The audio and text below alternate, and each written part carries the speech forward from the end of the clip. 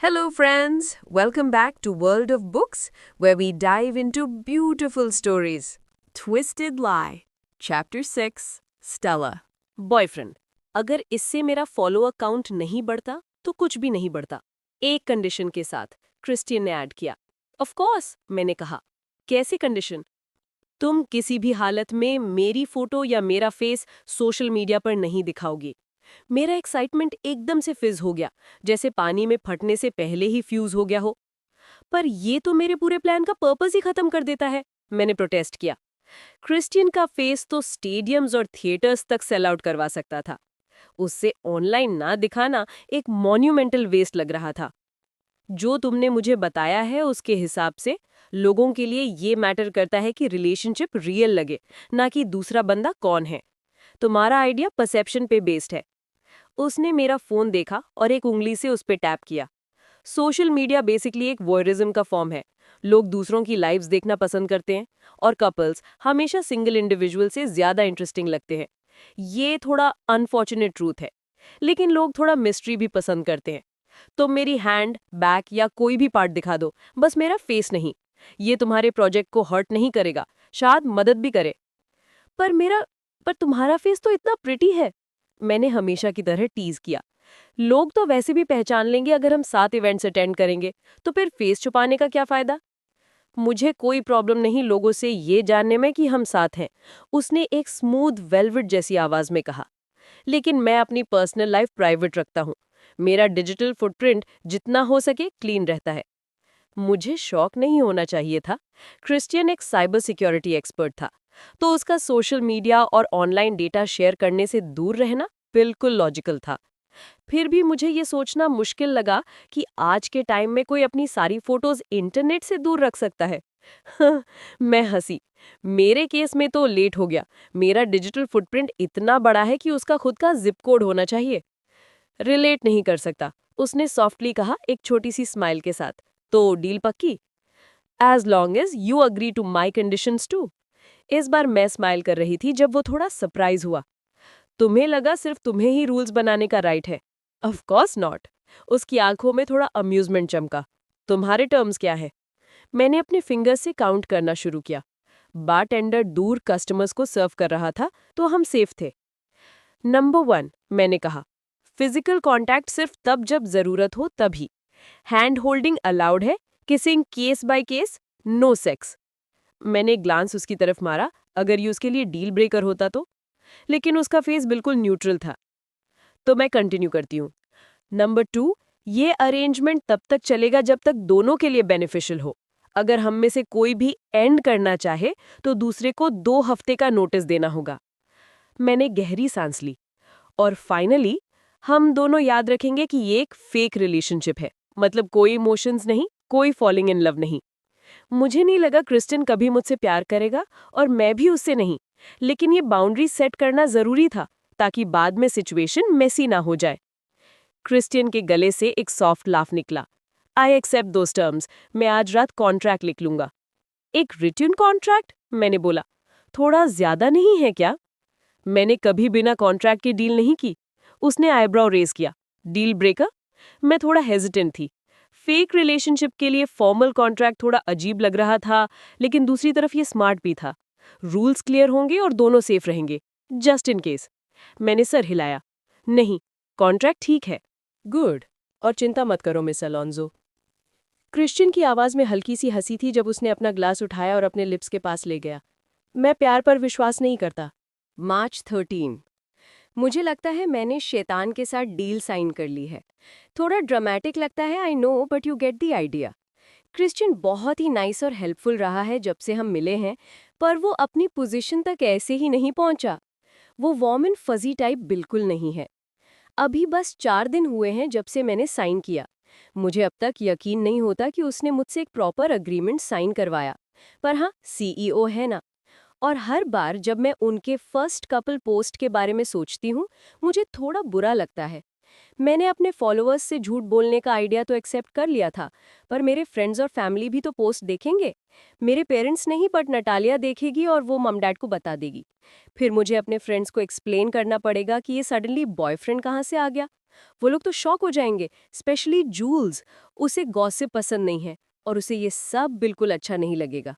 और एक प्रॉब्लम और, जब हम अपना ऑफिशियल पोस्ट डालेंगे तो क्रिश्चियन का फेस कैसे छुपाऊं? शायद मैं एक इमोजी लगा दूं उस पर। थोड़ा चीजी होगा पर फनी भी लग सकता है। Christian emoji ideas. डेविल यानी डीमन, ऑब्वियस रीजंस के लिए। न्यूट्रल फेस, बेसिकली उसका एक्सप्रेशन 80% टाइम ऐसा ही होता है। हार्ट फेस, अगर वो मेरा बॉयफ्रेंड है तो सेंस बनता है, पर शायद ज्यादा क्यूट लग जाए। I am so happy we can catch up, Jules ने कहा और एक फ्राई मुंह में डाली। मुझे लगता है मैं सबसे आउट ऑफ द लूप हो गई हूँ जब से वापस आई हूँ। जूल्स और उसका बॉयफ्रेंड जॉश न्यूजीलैंड गए थे एक वीकेंड ट्रिप पर कुछ हफ्ते पहले, और आज फाइनली हम सब एक साथ मिले थे। हम हर महीने एक मीटअप प्लान करते हैं, चाहे वर्चुअल ही सही। कम से कम तब ब्रिजिट जो यूरोप में रहती है वो भी ज्वाइन कर लेती है। अडल्ट फ्रेंडशिप्स को मेंटेन करना आसान नहीं होता, एफर्ट लगता है। जो दोस्ती टिकती है वही सबसे वैल्यूबल होती है। इसीलिए जूल्स, एवा और ब्रिजिट से झूठ बोलना इतना मुश्किल था। उन्हें पता था कि मुझे जॉब से निकाल दिया गया था, पर उन्हें क्रिश्चियन के बारे में नहीं पता था। साथ ही मैं उन्हें अपनी प्रॉब्लम से बर्डन नहीं करना चाहती थी। जितना ज्यादा मैं चुप रखती थी, उतना ही मुश्किल होता गया समझाना कि मैंने पहले बताया क्यों नहीं। लंच में खाए फ्रेश टाकोस अब मेरे पेट में उलटफेर कर रहे थे। You haven't missed anything big, मैंने कहा। एवा ने अपने बाल का एक स्ट्रैंड हटाया और बोला, मेरी लाइफ बस काम और वेडिंग प्लानिंग से भरी है, अक्टूबर तक तो बस वही चलेगा। कैजुअल वर्ड्स होने के बावजूद उसके फेस पर एक्साइटमेंट क्लियरली दिखाई दे रही थी। उसका boyfriend Alex last summer propose किया था और अब वो लोग वर्मोंट में फॉल वेडिंग प्लान कर रहे थे। एलेक्स को जानते हुए वो वेडिंग पूरे स्टेट की सबसे लैविश वेडिंग होने वाली थी। उसने ऑलरेडी कंट्री के बेस्ट वेडिंग प्लानर को हायर कर लिया था, ताकि फ्लोरिस्ट, केटरर्स, फोटोग्राफर्स, वीडियोग्राफर्स और बाकी सब लोग परफेक्टली कोऑर्डिनेट हो सके। जूल्स ने थोड़ा डिसअपॉइंटेड होके कहा, जैसे उसे और जूसी गॉसिप चाहिए थी। तो तुम्हारा क्या सीन है स्टेल? कोई सेलिब्रिटी के साथ हुकअप हुआ इवेंट पे? कोई $1 मिलियन कॉन्टेस्ट जीत लिया? या फिर किसी ने बोरा बोरा का ट्रिप ऑफर किया तुम्हारे फीड पिक्स के बदले? मैं हंसता हुआ बोला, sorry to disappoint but no. लेकिन दिल में सोचा, though I did get a fake boyfriend. ये वर्ड्स मेरे जुबान तक आए, पर मैंने उन्हें पानी के साथ निगल लिया। मुझे क्रिश्चियन के बारे में किसी से डिस्कस करने से पहले अपनी सिचुएशन समझनी थी। ओह, जूल्स ने कहा, इस साल का सेलिब्रिटी गॉसिप तो कम नहीं है। सोचना भी मत, एयरपोर्ट पे डीसी वापस आते टाइम हमने नेट रेनल्ड्स को देखा अपनी वाइफ के साथ।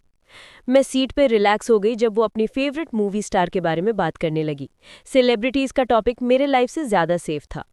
थोड़ा गिल्ट जरूर फील हुआ, पर मैंने खुद को तसल्ली दी, मैं अपने फ्रेंड से हमेशा झूठ नहीं बोलूंगी। बस आज नहीं। मैं उन्हें क्रिश्चियन के बारे में जल्दी बता दूंगी, बट नॉट टुडे। हम रेस्टोरेंट में और आधा घंटा बैठे रहे, फिर एवा अपने फियांसे एलेक्स से मिलने चली गई, शादी के कुछ काम थे। और जूल्स ने कहा वो जॉश को सरप्राइज करने जा रही है उसके हॉस्पिटल शिफ्ट के बाद। मुझे पूरा यकीन था उसका मतलब कुछ और ही था, बट मैंने वाइजली कुछ नहीं पूछा। गुड बाइज के बाद मैं ग्रीनफील्ड के लिए ट्रेन पकड़ ली। सिटी से 1 घंटे का राइड था। जब मैं डीसी स्टाइल में काम करती थी, मुझे हर शाम रश करना पड़ता था टाइम पर पहुंचने के लिए। कभी कभी मैं लेट होती थी और जब टाइम पे पहुंचती थी तो मोरा से मिलने के लिए सिर्फ 10-15 मिनट मिलते थे। अनएम्प्लॉयड होने का एक फ़ायदा तो था, अब मुझे इतनी जल्दी नहीं थी। मैं रिलैक्स थी और सोच रही थी कि अब बीच रात में भी ट्रेन लेने का स्ट्रेस नहीं है। मैं अपने नेकलेस से खेली जा रही थी बिना सोचे, जब सिटी के कॉन्क्रीट बिल्डिंग्स और यूरोपियन स्टाइल आर्किटेक्चर धीरे धीरे ओपन फील्ड्स और फ्लैट लैंड में बदलने लगे। क्रिश्चियन से मेरी बात पर्सनली तब से नहीं हुई थी जब से हमने अग्रीमेंट साइन किया था, पर उसने मुझे अगले दिन टेक्स्ट किया था कि क्या मैं उसके साथ एक फंडरेजर ज्वाइन करूंगी। मुझे ये भी नहीं पता था फंडरेजर किस लिए है, बस इतना कि वो एक ब्लैक टाई इवेंट है जो Smithsonian museum of natural history में होने वाला है। जैसे ही ट्रेन ग्रीनफील्ड स्टेशन पे रुकी, मेरे पेट में नर्व्स की एक वेव दौड़ गई। मुझे कुछ नहीं होगा, बस एक पार्टी है, तुमने पहले भी ब्लैक टाई इवेंट्स अटेंड किए हैं। मैंने एक गहरी सांस ली, सब ठीक होगा। मैं खड़ी हुई और थके हुए कम्यूटर्स का एक ग्रुप जाने दिया पहले, फिर उनके पीछे चली। मैं आधे रास्ते तक ही पहुंची थी जब एक ठंडी सी चिल मेरी गर्दन के पीछे से उतरी और मैंने तुरंत सिर उठाया। वो वही चिल थी जो मैंने उस रात महसूस की थी जब क्रिश्चियन ने मुझे घर ड्रॉप किया था। मेरी आंखें ट्रेन के अंदर इधर उधर घूम गई। कंपार्टमेंट खाली था, सिर्फ एक बूढ़ा आदमी कोने में सो रहा था और एक अटेंडेंट उसे उठाने की कोशिश कर रहा था। मेरे शोल्डर से थोड़ा टेंशन फाइनली निकल गया। सब ठीक था, कुछ गलत नहीं हुआ था। मैं बस थोड़ा एंग्शियस थी, फंडरेजर और उस फेक डेटिंग अरेंजमेंट के बारे में। बस इतना ही। ग्रीनफील्ड स्टेशन से सिर्फ 10 मिनट का वॉक था और जब तक मैं पहुंची, ट्रेन वाली सारी अनईजी फीलिंग छूट चुकी थी। मैं हमेशा अपनी लाइफ इस तरह नहीं जी सकती थी, हर वक्त अपने शोल्डर के ऊपर देखते हुए, जब वहाँ कुछ था ही नहीं। ग्रीनफील्ड में 3 बिल्डिंग्स और कुछ एकर्स का एरिया था, सबर्बन मैरीलैंड में। बे विंडोज, बैम्बू फ्लोर्स और ग्रीनरी के साथ वो एक हाई एंड बुटीक होटल जैसा लगता था। सीनियर होम कम लग्जरी रिजॉर्ट्स ज़्यादा। और मुझे बिल्कुल सरप्राइज नहीं हुआ कि उसे कंट्री के best luxury assisted living facilities में काउंट किया गया था। दिन के टाइम ग्रीनफील्ड अलग लगता था, सिर्फ लाइट की वजह से नहीं। हवा ज़्यादा काम थी और विंटर के एंड में भी उसमें एक मीठा फ्रेशनेस था। नया दिन था और हर नए दिन के साथ एक नई होप आती थी। मेरे दिल में थोड़ा ऑप्टिमिज्म भर गया जब मैं मोरो के कमरे के डोर के पास रुककर नॉक किया। आज वो मुझे याद करेगी, मुझे पूरा यकीन था। मैंने दोबारा नॉक किया, कोई जवाब नहीं। मुझे उम्मीद भी नहीं थी, लेकिन मैं हमेशा 2 बार नॉक करती थी, जस्ट इन केस। वो चाहे के फैसिलिटी में रहती हो, लेकिन वो कमरा उसका था, उसका पर्सनल स्पेस, उसका चॉइस। मैंने नर्व से ट्विस्ट करके अंदर चली गई। मोरो एक चेयर पर खिड़की के पास बैठी थी और फैसिलिटी के पीछे वाले पॉन्ड को देख रही थी।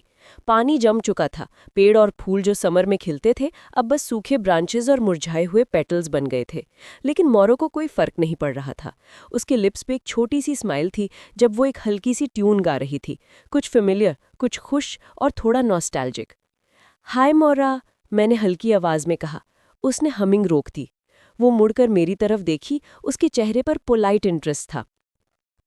हेलो, उसने कहा, अपना सर थोड़ा झुकाकर क्यूरियस नज़र से पूछा, क्या मैं तुम्हें जानती हूँ? एक डिसअपॉइंटमेंट मेरे सीने तक चला गया, एक दर्द के साथ। अल्जाइमर्स हर इंसान में अलग बिहेव करता है।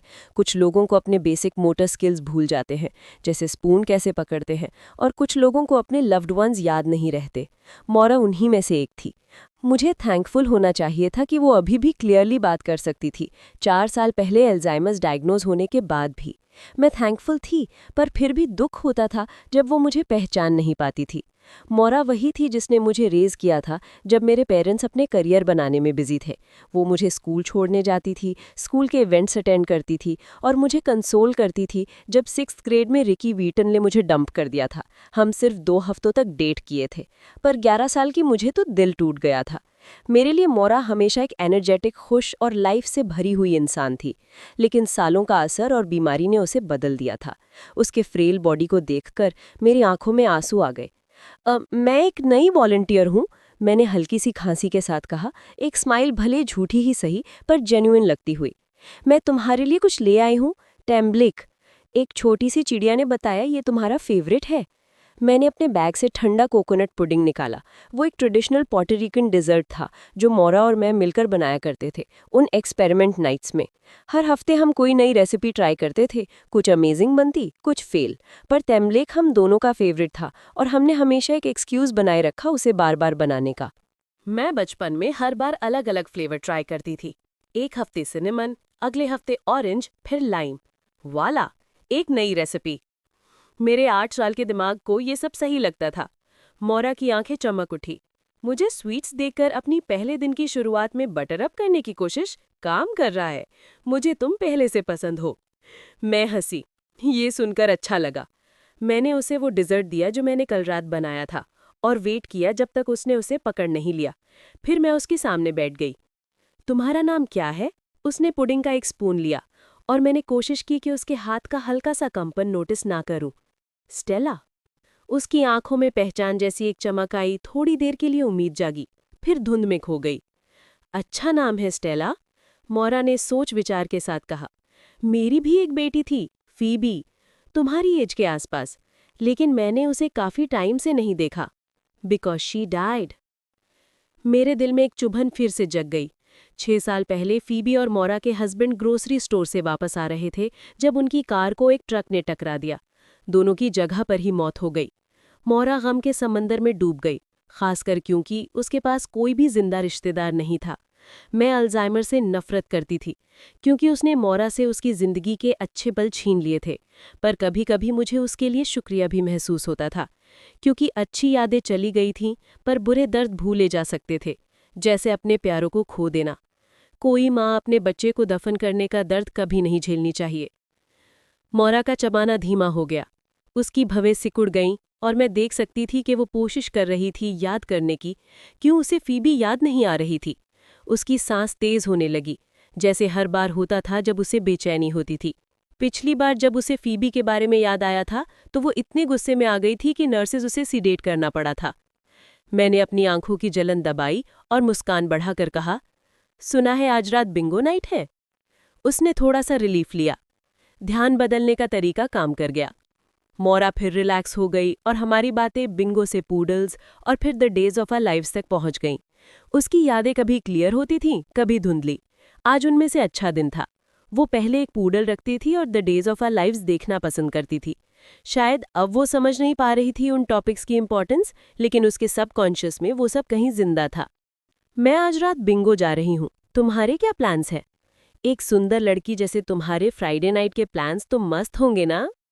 आज सैटरडे था, पर मैंने उसे करेक्ट नहीं किया। मेरे पास एक बड़ा पार्टी है स्मिथसोनियन में। फन शब्द सही नहीं लग रहा था, पर मैंने फिर भी बोला। मेरे पेट में घबराहट सी मच गई। एक कॉन्ट्रैक्ट साइन करना एक बात थी, उसे निभाना दूसरी। क्या होगा अगर मैंने इवेंट में गलती कर दी? अगर मैं गिर गई या कुछ स्टूपिड बोल दिया? अगर उसे लगा मैं वो नहीं हूं जैसा उसने सोचा था? मैंने इंस्टिंक्टिवली अपने क्रिस्टल पेंडेंट को पकड़ा। आज मैंने यूनाइक जैस्पर पहना था हीलिंग के लिए, और उसे कस कर थामा। It's fine, everything will be fine. मौरा मेरे अंदर की टर्मॉइल से बिल्कुल अनजान थी। वो एकदम ब्राइट हो गई और पार्टी का नाम सुनते ही लीन करके बोली, फैंसी, क्या पहन रही हो तुम? उस मोमेंट में उसकी आवाज बिल्कुल उसके पुराने सेल्फ जैसी थी, और मेरा दिल थोड़ा भर आया।